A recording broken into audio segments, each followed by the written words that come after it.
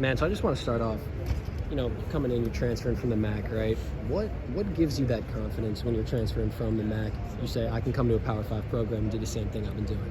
I think it's really through all the scenarios you get put in. I mean, obviously, going into the season, as my freshman year, I'm playing as a freshman, and it's really, you got to capitalize on all your opportunities because you're on a tightrope being a freshman, especially as a kicker. You can only miss so many. And I think it's just really being in the scenarios that you get put in, how much your coaches trust you to be able to gain that confidence. Was there any kind of shock when you got to Madison? You're playing in front of 75,000 people. What was that first like for you? It was a great feeling. I've always wanted to play in a big crowd. That was my goal as being a kicker, and getting to do it here is a special feeling. What was the largest crowd you ever played in front of in the MAC? Just an estimate. Do you have any we idea? played at Penn State my freshman year, so I played in front of 107,000. Yeah. That's probably the coolest feeling ever. I mean, yeah. Hearing them chant, so I was excited. It made me feel good.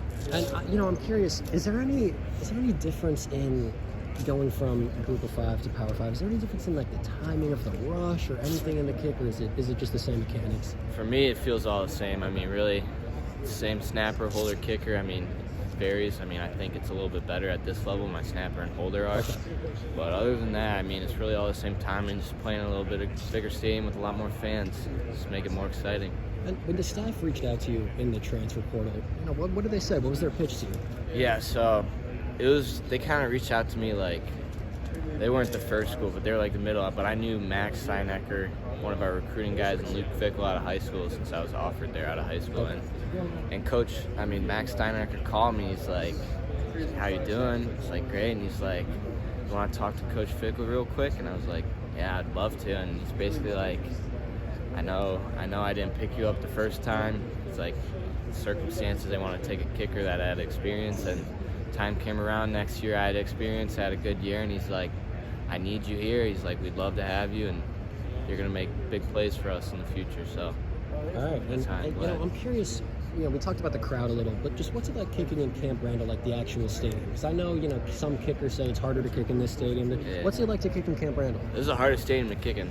It's the hardest stadium I've ever kicked in. It took me a while to get used to it, yeah. We got a big crown on the field. That's probably the biggest thing, which a lot of kickers have to deal with. You're like going uphill on one side, downhill on the other. Okay. That's what you mean by crown? Yeah, okay, so okay. It's a little slanted, and then obviously the wind's a big factor. You got the tunnel coming in, and then the wind coming in through the sides, just kind of swirling, and it affects you. It affected me last game, so. Yeah, well, and I assume you're used to kicking in cold weather. Oh, yeah. Yeah, that's not new to you. Mm-hmm. And then, like you said, it affected you last game. You hit your first 8 field goals. Yeah. When did you have that confidence? When did that confidence start to kick in? I was like, okay, I'm here. I can do this now, just like I did back at Ohio. I think it's just throughout my whole life. I've always been put in scenarios in sports. Just being the one, like either it's playing soccer, like PK, I was going to do it. It's just always had that mentality, like I got to be the one to come in and help out, and I'm glad I'm in that spot because I enjoy it. I'm curious, man. Did you do any kickoffs when you were at Ohio? I didn't kick off at Ohio. I kicked off in high school. I was like 93% touchbacks in high school, but we've always had guys with bigger legs than me, so they've always done the kickoffs. But I kicked off maybe 3-4 times this year. Yeah. They weren't so bad, so okay. I can do it. Have you had conversations with the coaching staff about, maybe getting you more involved in kickoffs? Yeah, not really. They kind of want me to focus on field goals solely, like save my leg for that. But I've rotated a couple times off of injuries, jack or something. I've been in, kicked 3 or 4, so I'm feasible when it's needed. So, man, when you came in, like, all the excitement was, man, you got a big leg, right? You got the long distance. Curious, what distance do you feel comfortable from? Game scenario, but perfect conditions. Where do you think you could hit from? Really, I feel comfortable from anywhere from 55 and in. I feel like it's going to get there no matter what. And then it's just up to me if I make it or not. Do you think the staff would agree with that? I would think they trust me. They trusted me with that 53.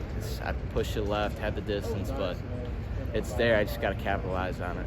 Man, I'm curious because, we get to see some of your practices, and, man, it looks like you special teamers are just hanging out on the sideline all the time. I'm curious, just what goes down at those practices, and is it hard to stay dialed in when you're not actually getting that many reps?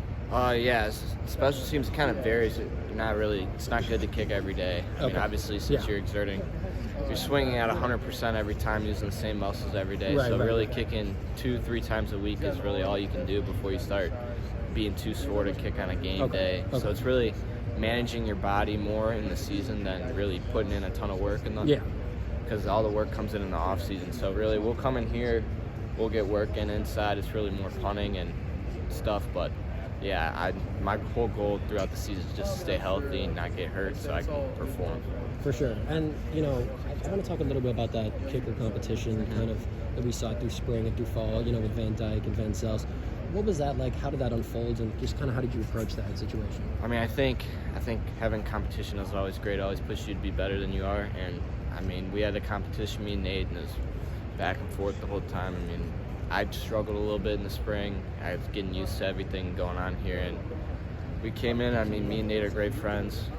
Hang out, we go out together. So it was a great competition. I think it pushed us both to be better kickers. You know, going back to distance a little, I'm curious, longest you've ever hit from just completely, you know, perfect conditions, no live rush, nothing, just like tee, kicking on a tee, do you know? 65. 65? So it's, okay, all right, there we go. And so when did you know, this might be a dumb question, man, but just in your lifetime, was it high school, was it earlier, when did you know, okay, I can be a D1 kicker in college? yeah, so this was never my route Yeah? intentionally. I was always going to be soccer. It was my Okay, whole life. okay. So I got asked by my club coach.